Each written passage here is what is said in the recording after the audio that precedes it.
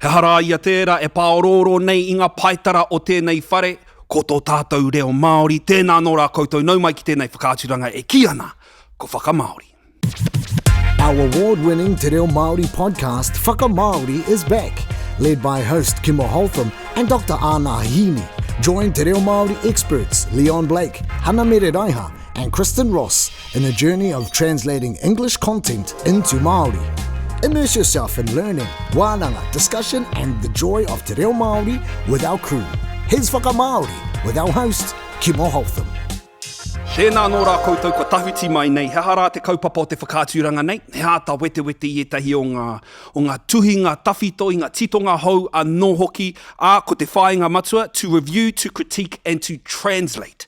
Ko ia te take kua tae mai te tokorua nei, he tino tokorua, ka timata mai tātou kia tākuta Anaha Hiini kei te pēhea e hoa. I ki te atu au i tō imera i te ata nei, ka reo te mōhio tākuta koe e hoa. E mihi ana, ka re kore, whakaihi ana tō iwi a koe my brother. Hewa no, he nui tonu ngā mea hei ako tonu māku, koia tērā ko te korora Aristotle e mea ana, kia mutu te ako, kua mutu koe, ei. Nā reira au mōhio ai, he mutunga kore tō te ako, ka tahi kā rua, kia mate rānoa hau mā reira pē puta i te koro, kua mutu te ako kia hau. Nō reira hikaka ana, e noho nei a hau, ki tēnei tēpū nei, kā re kore he mea no hei ako māku i tēnei rā.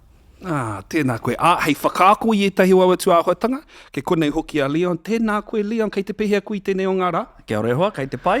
Ka pai te noho i te taho te tākuta. Mo te tūpono ka he taku manawa i te ahu o a tātou mahi te rānei. I runga i tēnā, ko te kaupapa matua o te rangi nei e hoama he script no tētahi kiriata ne. E mōhio nei au, ko koe tētahi o ngā kaiwhaka Māori, mō wetahi o a tātou kiriata Māori. Kōrero mai mō aua mahi, he ua he ahara nei? He ua me he mea he tawhiti, te horopaki o te kiriata i te ao Māori. Tuatahi, tuarua, i te āhua hoki o ngā mahi nei, ko te whāinga kia rite tonu te āhua o ngā kupu, kia hāngai tonu ki te āhua o ngā ngutu o te kai kōrero i te kiriata. Nā, maumharana tātou ki ngā kiriata kung fu o mua, ne? Nā, rereke no atu te rere o te ngutu i ngā kupu e rangonāna, no reira. Ko tā māua, ko pānia mahi nui i roto i ā māua mahi, he whakahāngai i te āhua o ngā kōrero ki te āhua tonu o ngā ngutu. Koe rā tētahi o ngā wero. He haua kiriata? In kanto, i kātahi anō ka oti, te whakamauritanga, ko pānia i whai wāhi atu ki ngā mea o muara, Lion King, Frozen. Me te rawe hoki, ne? He rawe kia tōia mai e rā kiriata rā ki te ao o te kōrero Māori, hei mātakitaki mā tātou tamariki. Te wai a tātou tamariki ana kā rekau e paku pērā. Nō reira waimari ana a tātou tamariki. Ka mutu ka hoki kōmuri ngā mahara ki te wai a tōra mā tātoa. SpongeBob trauporo whā, Tima umizumi. E rā momo i kite ai tāua i ngā rerenga Pākehā i nā te roa, engari he poto noiho te whakamauritanga no rere i mate tāua ki te kimi i te hiatu kupu e hāngai tonu ai ki te nekehanga o te waha. E hara i te mahi māmai hoa. Kōrero mai mo taua rerekētanga i wainga i te whakamauringa scripts nei me te whakamauringa tuhinga tawhitonga waiata hārane. Nā te āhua hoki o te kiriata ne, me āhua poto te kōrero, me āhua hāngai tonu te roa te poto rānei o tō whakamauri, ki te poto ki te roa rānei o te kiriata. Tuhinei, ngā mea tuhinei harei te mea kua pērā rawa te herea o te kai whakamauri, kua pai noiho tō whakauru kōrero, kupu whakarite, me etahi atu āhuatanga, i tua atu o te whakahāngai ngā kupu ki te āhua o ngā ngutu. Ka hoki ngā mahara ki au ki taku reo e whakamahi ana mo ngā etahi o aua waituhi. Ko tētahi o ngā tohu ki au, ka timata mai ki konei, ka mutu mai ki konei, ko te mea nui me uru tō rerenga kōrero ki te wai timata i te nuku o te waha, me te wai mutu ai te nuku o tau waha. Ko te painga kua panoni tērā i nāne e hoa. Engari anei tētahi pātai, o ngā kiriata katoa o tēnei ao. Tīpako hia tētahi e tino hia ana, hei whakamauri. Hewa no, pai ki au ngā kiriata pakanga. Nō ngā tau o mua, pēnei a Braveheart, a Apocalypto, e rā momo. Hanga wairua Māori hoki o roto i tahi o kiriata neha. Nō reira, Apocalypto, kia au nei. Pai tēnā. Pai kia au tēnā, nā te mehi iti noiho ngā kōrero i Apocalypto. Kei te mauku i tō pōtai whakamāori i tēnei wā. Pai kia au ngā kiriata he nui tonu ngā mahi whawhai, ngā mahi hea te pūrahorua, ngā mea pērā. Pēnei te Mission Impossible, mea rā momo. Pai kia au e rā momo.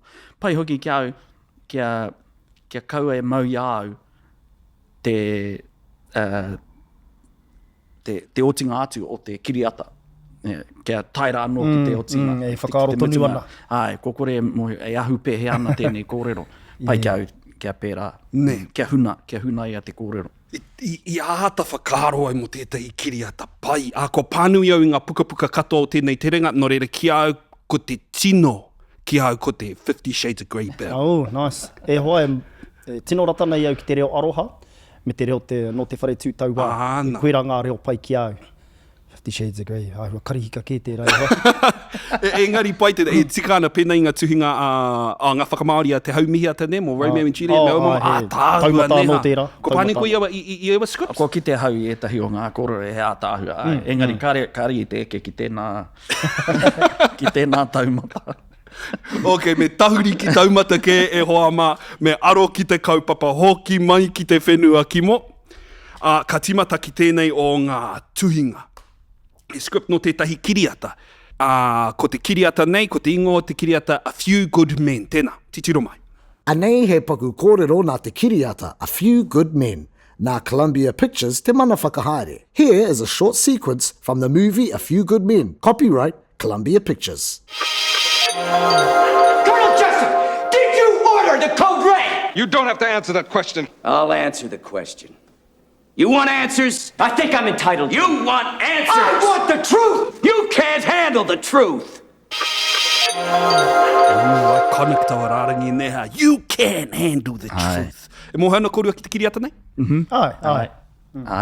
E rawe, tētahi aku tino kai whakaari ko taua Colonel rā. Ai, he tohunga neha. Ka mutu he rerekea no te reo i tērā momo āwei, te reo Ngāti Tūmatauenga. Hewa no kāre kore i mate tātou katoa ki te āta rangahau i te reo o te whare tūtaua, tēnei horopaki nei. E māra mai tātou ki e te hikupu pēnei te code red, te hara nei. Engari no tua whakarere rāno, tērā i te waia te kōti. Tērā, ko te reo e te kōti nei, tino ōkawa nei te hanga. Well, he reo kihi, he reo kihi kē, he reo muna. Kia kore ai ngā mea o waho e māra mai ki ngā, e mārama ki ngā kōrero. Hea taua kihi, te kihi. Te reo kihi. Wa harama whatai ka hei whitere, tauwhitua. E tērā momo kāri te paku mārama ki e tehi atu. He reo e mōhio tiana i roto i te kāhui noiho, kia kaua e tehi atu e mōhio. Hea no te aha. Reo kihi tērā i, e tino mumbo jumbo nei te ahu o te reo. Gibberish nei. Yeah. E whaiti ana te hunga e mōhio ana ki tērā. Ki tērā reo. Koera te reo kihi. Yeah. A koranga haute. Ok, kia titiro aki ki tēnei script. Anaha. Ko ai koe e hoa i roto i tēnei tuhinga, i te mea ka waiho he kiripuaki ki a tangata, neha? Māku te chachi. Koe te roia. Koe te roia. E hoa kia koe te piki mahi. Kia koe te piki mahi e taku ho. Nō ku te whiwhi koe te kaiwhakataki, ka tāi au te tohu, ko ai awai. Ok. Ka timata pēr ki a koe Anaha, māu te taha Pākehā. Engari, ka pēnei te haere. Ka pānui te wāhanga o Anaha, ka tahi ka tahuri atu ki tō whakamaori e hoa, ka tahi ka peka atu ki te wāhanga tuarua, me tōna whakamaori te wāhanga tuatoru, me tōna whakamaori. Ka pai? Ka rawhiu Anaha. Colonel Jessup, did you order the code red? You don't have to answer that question. I'll answer the question. You want answers? I think I'm entitled to. You want answers? I want the truth. You can't handle the truth. Son, we live in a world that has walls, and those walls have to be guarded by men with guns. Who's gonna do it? You, Lieutenant Weinberg? I have a greater responsibility than you can possibly fathom. O, e hoama. Waihu atu te whakamaori ki te taha, me haere atu ki Hollywood pea. Me haere atu ki Hollywood. Hoi anō. Anaha, ka timata mai ki tō whakamaori e hoa. Hapai. Kānara Jessup. Jessup? Koe rata nengua? Jessup? Jessup. Kānara Jessup. Nā tonu te whakahau whiro i tono. E hara i te mea me whakautu i te rāpātai. Ka whakautu tonu ahau. Kei te hia whakautu, ki taku mōhio e ahe ana i au. Kei te hia whakautu, kia pono mai. Te aro i a koe te pono. E tama. He tū watawata e karapoti nei te ao e noho nei tātou. Ka mutu, me tiaki e rā tū watawata e ngā tūtei me a rātou pū. Māwai e mahi, māu rānei, māuru tēne Weinberg, kei tua kē o tāu e pohe wahai, te haipapa kua tau ki au. Koe rā tāku. Kei tua kē o tāu e pohe wahai, te haipapatanga kua tau ki au. Engari, haha te wahanga ua rawa? Ko te mea ua, ko te Code Red. Ahua ohorere o i te nā te hai ua ai? Ka rau i mārama ki te Code Red. Ka rau te mārama ki tērā reo ai. Nō reira, i mate au ki te rangahau i te mea rā. Ka tahi au ka kite i te whakamāramatanga e mea na Code Red is an unofficial phrase for the extrajudicial punishment within the armed forces for disciplining the subordinate officers for reasons ranging from the violation of official protocol to the washout of one's duties. Koia te tuāpapa o te kiriata nei neha. Koia. Nō reira, me nā he ora, āwo, kāri tu atu i te whakahau. I noho tonu te kupu whero, nā te mea he momo reo muna tēnei e aua. Nō reira whakahau whero ki au nei, aha kua pea te maroke, koe rā tāku i tuhi ai, te whakahau whero. Nā te nui hoki o ngā momo whakahau, ne? Ara ke pē e tahi atu tai. Nā he tikanga kē tō tēnā tai, he tikanga kē tō tēnā tai, nō reira. Ka reo i te kiri te he o te... He hanga ture o te whakamaori i ngā ingoa. I te maka ki te mai o ki kone, ko whakamaori ko i te rūtene, ngari kāri whakamaori te Weinberg. Rūtene he lieutenant neha? Ai. Pai. He whakaro, he hae tahi o ngā rārangi tino i peka atu ki a koe, Leon, i roto i te mea ni? Pai ki au te rā kōrero mo te kei tua ke o tāu e pohe wai. Ne, kei tua atu o tāu e pohe he ai rānei. Ai. Pai ki au te rā mo te then you can possibly fathom, ne, kei tua ke. Pai ki au te rā wāhanga. Rawi. Tētahi ki tāku mōhio, e āhei ana i au, kōrero mai mo taua i? Well, he piki te i. Tuatahi te kupu āhei te kaupapa nui ei. Āhei, hei tū ingoa, the ability, opportunity rānei, āhei to be permitted or allowed to do something. Nō reira, i roto i ngā kōrero me ngā whakākoranga, kua tino raru ngā ākonga i te kupu can i te reo Māori. Engari, I'm entitled here, entitlement anō hoki tērā, engari he state of care, he tūāhu oti ne, hei te tika tērā e hoa. I'm in a permitted state to ask the question, pia. And, ia tātou e whakapuaki nei ngā rere tūāhua oti, he i, e mōhio ai tātou ki te pūtake ei, ki te take o taua momo state. Nō reira, koeira. Whakatikaina mai e hoa me nā i te he. Me tō whakamaori i taua iconic line, you can handle the truth, kei he taua rāringi. Te aro i a koe te pono. I whakaroa ki au ki tērā, me nā kāore ia i te pōhiri, i te pono, kāre whakai ana ki te pono, kāre rānei e māramana, e i tau ki reira, te aro i aia. So, kāri te mārama ki te pono ei. Kātahia ka tīmata ki te whakamārama i te horopake e tūnei ia. Ngā pātū, te aharani. Leon, i te mea he pēnā i tāku i kōrero ai, he tino iconic te rārangi nei. He whakaro anō kei a koe mo te whakamaoritanga o taua rārangi. You can handle the truth.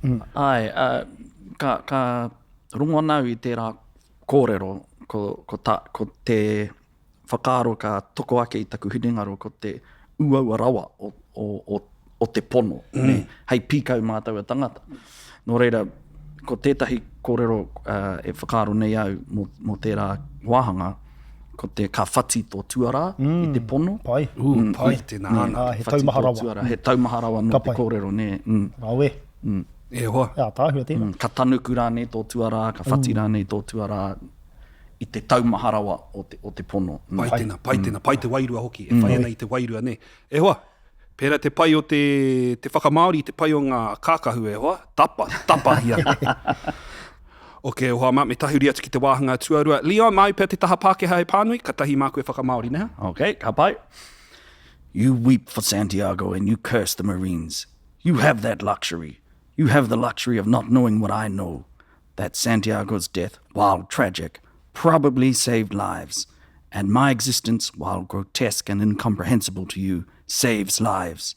You don't want the truth, because deep down in places you don't talk about at parties. You want me on that wall. You need me on that wall. We use words like honor, code, loyalty. We use these words as the backbone of a life spent defending something. You use them as a punchline. Ui, yeah. Pai tēnā. Nice, Okay. nice. A few spelling errors I roto nei. Ka ki te hoki ki te taha Māori. Hoi anō. Ka tangi koe mo Santiago, ka makutu hia ngā Marines. Ke a koe taua mana. E wai mari ana koe I tō noho moho ki te mate ngā Santiago. Aha koa tōna pauri. Ake ne pēr I orai te tangata. Taku tūnga I tēnei ao. Aha koa hako ana ki a koe. Ka ora no te tangata. Kāre koe I te hia ki taku pono. I te mea kei te ito. E mōhio ana koe. Ka hia mai koe I au ki taua tū watawata. E mate ana ki taua tū watawata. Ka whakamahi koe ngā kupu pēnei te hōnore, kawa, ngā kaupono. Hei tū āpapa mo te tangata e ārai keho ana I te kaupapa. A koe, hei kata mā te marea. Whakaaro e hoa mā. Tēnā, whiu tao mai. Pai. Pēhea o whakaaro mo te luxury, te luxury, ne he waimaria tēnā, ne. Ko ia tāku I whakamahi ai. Engari, he whakaaro ana, he hapea, he kupu pai atu I tēnā. He rerenga pai atu I tēnā pēr. E waimaria ana koe. Pai tōne, you have the luxury. Yeah. Ka pai, ko tetehi atu kupu e whakararu nei I a tātou te iwi kororo Māori, I a tātou e kaha arahina ana I te whakaaro Pākehā ko ngā whakamahinga o te mō, Ana. E kaha whakararu nei I a tātou, he kororo tāu, e hanga ena ki tēnei mō, bro. Ka tangi koe mō Santiago. Kei te pai tonu te mō, I ko nā te mea ko Santiago te kaupapa, ne te take. Ka pai, I e tehi taima I a koe āhua rangiru ana me whakakapi pia tō rerenga ki te take e tika I tō rerenga kore āhua loophole tērā I te hiwa. Engari, he Pai maha kia ngā tātou ngā loopholes. Yeah, he maha ngā momo fōai. Hewa no? Ka pai, he pātai, I te mea, ki au ko te tehonga wāhanga uaua, ko tēnei rārangi, and my existence, while grotesque and incomprehensible to you, saves lives. I āhua rarua I taua saves lives I te whiore nā. He hapea he rārangi pai atu I tāku I whakamate ai. Ka ora anō te tangata. Aha koa hako ana ki a koe. Ko ia taku grotesque and incomprehensible. Ai, ka ora no te tangata. Pai noho ki au. Oh, Kimo! Yeah, kei reira hoki wetehi kupu taurite pēnei te tohu. Ka tohu anō te tangata, he save anō hoki tērā. Reira ki te save money. Engari, kāre koe I te hia ki taku pono. Ana, ka pai noho tērā. Ki taku pono. Yeah, we better quit while I'm ahead, eh? Let's jump straight into... Ko te mea ki au, I mua tātou e koke. Damn! Tātou koke, ko te kupu ito. Nā, he nui te hunga, e pōhehe ana ki te ito me tana rite ki te iho. Ne, he rere ke te ito I te iho. Ko te ito... Iho pehea nei? Iho uho, te taikāka Yeah, o te o wainga te nui rākau. kū o te rākau. Ai. Te manawa o te rākau. Ai. Nā, ko te iho tēnā. Ai. Ko te ito, he kupu anō mo te huariri. Oh, no reira, he katoa te kupu. Ai. Pai ake te Ko te iho. Tēnā ko te iho koe. ke. U, kua roa we whakamahi ana I te ito. Ai, he nui tonu koutou. Ko rātau I nāne, kei te mōhio a Kimo I nāia, ne? I have neither the time nor the inclination to explain myself to a man who rises and sleeps under the blanket of the very freedom that I provide, and then questions the manner in which I provide it. I would rather you just said, thank you, and went on your way. Otherwise, I suggest you pick up a weapon and stand a post. Either way, I don't give a damn what you think you are entitled to. Did you order the code red? I did the job. Did you order the code You're red? goddamn right I did. Ka mataku ana, ai. Kia rongo I te taha Māori e hoa tēnā. Whakamōheo mai. Ka pehea te Māori e kōrero mai wēnei kupu. Kāore I au te wā, te hia rānei, ki te parahau I tāku, ki te tangata ka oho ake, ka takoto iho hoki, I te whāriki o te mataraharaha, nā kutonu I raranga. Ā, ka whakatara mai te āhua o tāku I raranga ai. Ko te pai ngātu ia, ina mihi ke mai koe, ka hana atu ai. Hikina rānei e koe tētahi patu, me tū rānei I tā te tūtei. Aha koa rā, hei hātu hoki māku tāu e pōhehe nei, me riro I a koe. Nāu rānei te whakahau muna, nāku I te tuki ai. Nāu rānei te whakahau muna, e me ana hoki koe nā wai. Awe. Pai tō whakamahi te horopaki o te raranga, I roto nā e Hana. E Māori ai te ahu o tēnei kōrero nei, hea tāhua. Tēnā whakamaramahia mai te whāriki o te mataraharaha. Ai, ko te mataraharaha, mehe mea e mataraharaha ana tō noho, kāore o pakuraruraru. Kei tētahi wāhi taurikura, kei tētahi wāhi... Kua tau tō noho, kua maho. Kāore he raruraru. Kāore he raruraru. Ka pai, ko ia tai mo te freedom neha. Ai. Rāwe. Hikina rānei tētahi patu, me tū rānei I tā te tūtei. Hea te whakapākehā. Kei he tōna rārangi Pākehā. Stand a post. Ne. Āna. Ko ia te post e kōrero hi ana. Kei reira ia e tū ana, e whangāna. I te pātū wata, kei reira ia e tū ana. Hei tūtei. He pātai, he level tahi pēr tēnei. Engari, engaro ana te tū, whai muri ana I te tūtei, I tā te tūtei tū, kao, pai tonu. Ai, e pai ana kia whakaurua te tū ki reira, engari āhua stating the obvious. Ne, āhua, kei te kua mōhio ke tia te tikanga o te rā kōrero. Ne, e haka I te haka, ne, pai noho te, e haka I te haka a tāne rore, koe rā pēr te kupu a tīmoti. Pai noho te ki, e haka I tāne rore. Ne, Ka pai. Me tēnei rārangi whakamutunga e hoa, I te mea kiwa haka tō tēnā, e mea ana hoki koe nā wai. You're goddamn right, I did. Kōrero mai mo taua rārangi. Ai, tātou e mōhio ana ki ngā kiwaha, kua mōhio tātou ki te tikanga o te mea ana koe. Ko te mea ana koe, aha koa tuku koe I tētahi pātai, kua tuku rānei koe I tētahi kōrero I tōna tikanga, kua mōhio ke koe. Ne. Nō reira, ki te ana hau I tēnei, I enei kōrero nei, kei te ki a Colonel Jessup, kei te mōhio ke koe ki te whakautu. Nō reira, kua puta tēnei kōrero I runga I te hōhā me te takeo. Nā reira, e mea na hoki koe nā wai, ne. Āhua pēni I te reo, mena ka whakapākehā ti anō enei kōrero. Who the hell else do you think did it? Kua mōhio ke koe, ne. No, ko te wairua anō kei reira, neha. Ai. Te wairua o te reo Pākehā. Tāhua e hoa. Rawe. Ok, he wero kei te haere e hoa ma. I pānui katoa I te taha ingari, e āhua whakāri ana. Me ngana ki te taha Māori neha. Ok. Ko Anaha. Koe te roia. Ko koe te roia. Koe te tiati. Kānara Jessup. Nā tonu te whakahau whiro I tono. E hara I te mea me whakautu. Ka whakautu tonu a hau. Kei te hia whakautu.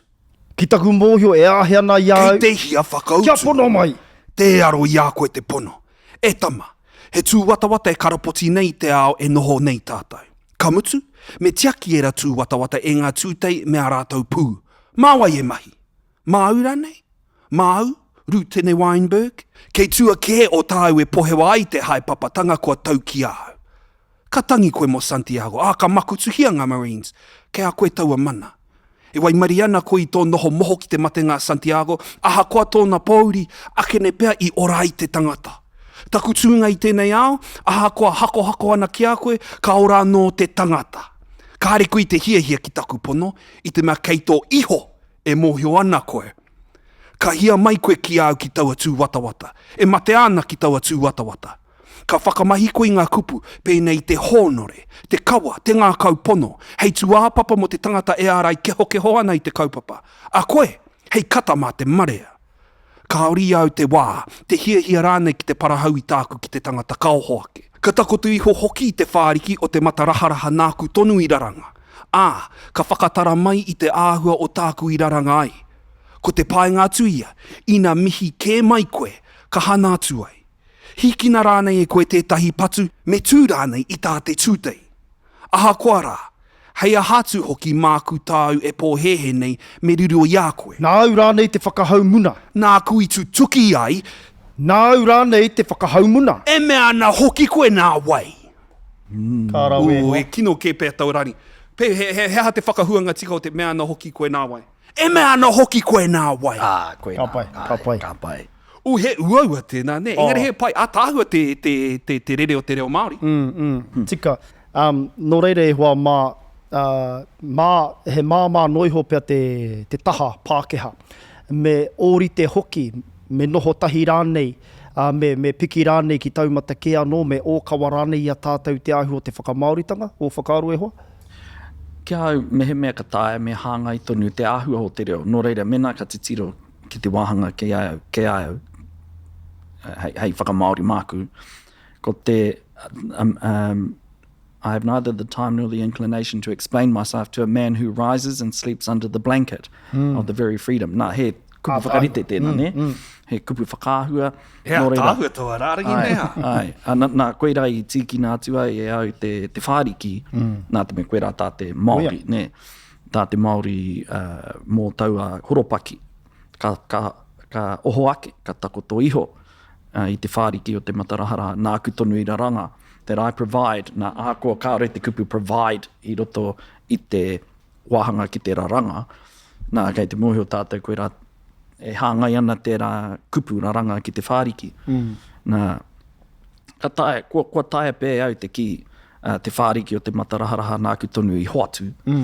Engari, kei te whakamaori noiho i te kupu, engari kaore i te noho tonu ki te whakaaro Māori, ki oku whakaaro. Nō reira, i te tuhinga ko tahi noiho nei hei tāu, me he okawa te reo, o te tehi wāhanga me okawa hoki te whakamauritanga, me nā he māmā noiho te reo o te taha Pākehā, me māmā hoki i te taha Māori, engari kei te āhua pēo te... kei te āhua tonu o te tiro. Ko tētahi mea hei whakaaro mā tātou, he whānui te reo Māori, kaua tātou e pōhehe me whakawhaiti tātou i te reo Māori ki ngā kupu rua noiho. Pēnei i tātou i korora i tētai atu o ngā hōtaka, arā kē no atu ngā kupu taurite, ka tāia. Kaua tātou e mea, pēnei te Harry Potter nei, taku whakamāori, arā ngā momo taumata o te kaha o te reo, ne, yell, scream, bellow, ne, e rā momo kupu i te reo Pākehā. Hea tātou e whakawhaiti nei i a tātou kōrero ki te hāparangi. Koe rā noi, mō ngā mea e ono. Nā, kia au, mehe me hihi ana tātou, kia whānui te reo, o a tātou tamariki, me whāngai tātou i ngā kupu, kia rātou, kia whānui ake ai, a rātou kōrero, e taia e rātou, o rātou ao, te kōrero. Ne, hea te hua o te ki, ko te hāparangi mō ene kupu Pākehā whiturau, ko tahi ana ke te kupu Māori, kao ke a tātou tonu ngā kupu whiturau mō taua kaupapa. I runga i tērā tēnei mea te tohe, ko te wāhanga e hārea ki nei kāre kore ka nui te tohe o roto. He hara ia tēnā Urban Dictionary e te whānau. Ko te wāhanga nei, ka titiro atu tātou ki etahi o ngā kupu, ngā rere, ngā kōrero o te ao hou nei, neha? Kāre kore tohunga ki nei koe ki te nei, te mea mohe ana koe ki te nuinga o e nei kupu. Leon, hoi anō ko te kupu o te rangi nei. No cap. To cap about something means to brag, exaggerate or lie about something. No cap is another way of saying no lie or for real. Oh. Anei te tauira, no cap, that was the best burger I have ever had. No cap. Ia, kua rongo au tēnei. Ai. Ki. Ai, ka whakamahia nui te ngā kaitākoro poitukohu ki Amerika. Ora te no crap. Engari, no cap, mea hou tēnā. Well, e whakapuna no crap, e rua. Ah, te āhua nei, kua rapopotohia. E rua. Kei konei e whakaaro nei, hara taku whakamaori i tēnei kupu, ka pēhea tō tātou whakamaori i tēnei kupu. Ka noho ki te wairua o te ao hou, o te reanga hou, ahara nei, me hoki atu ki... O kai a koe tēnei. Ana. Ai, ka timata ki Anaha. Hea tā. Ao pono ake. He cop out tēnei hoa. Kia ora. He ritma no cap, he cop out. Cop out. Ok, pono ake nei. Leon?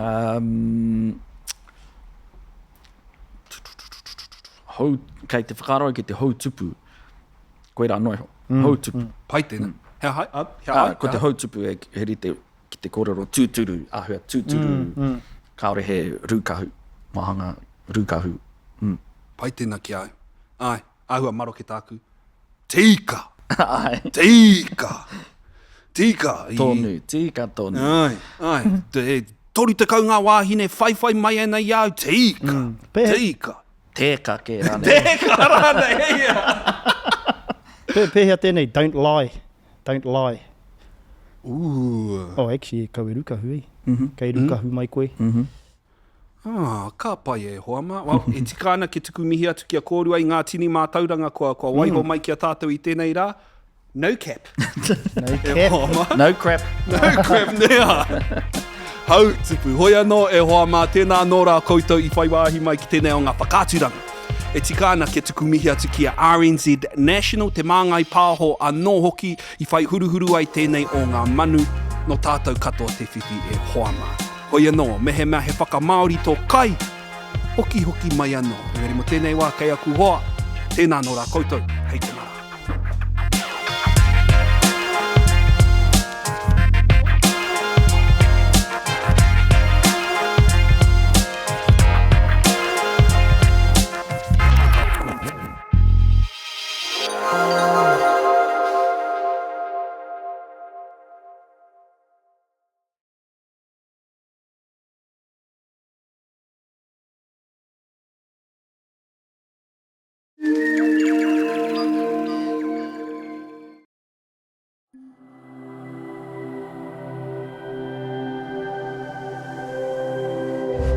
Ko te reo